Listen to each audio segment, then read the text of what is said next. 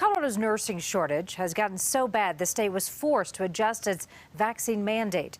There's fear that losing more nurses now could cause hospitals to actually cut its services. Alan Janae looking into that part of the worker shortage tonight. And Alan, many nurses you've learned are leaving the field. Well, that is true, Karen. You know, there was already a nursing shortage before the pandemic. It's only grown worse. Of course, there is frustration. They have to leave at the door when caring for COVID patients who are unvaccinated.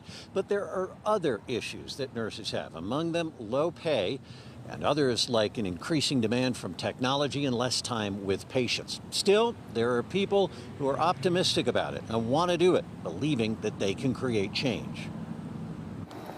Nursing student Shannon Croson's ready to walk the walk as an RN, even knowing the stress of COVID may be there. Yeah, that's just the thing with, I guess, this new generation of nurses that everyone's going to see is that we grew up in a pandemic, and I think that's just going to be how we practice, you know, on high stress alert. It has been.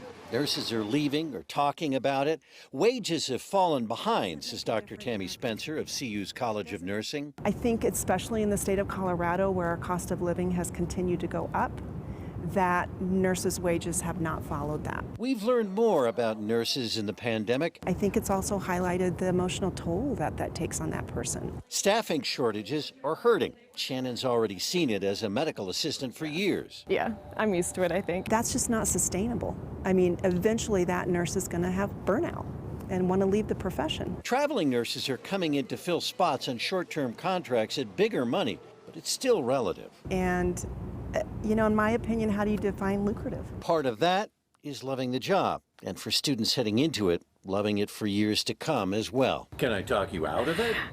No, probably not, no. I don't see myself doing anything else.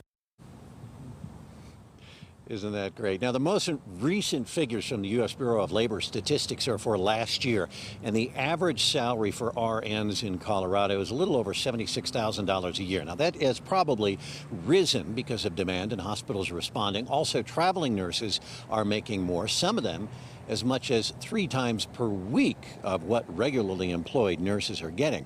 But they don't have benefits and other things that are included in that as well. And there will likely be less employment for traveling nurses as the COVID pandemic fades. In Aurora, I'm Alan Janae, covering Colorado First.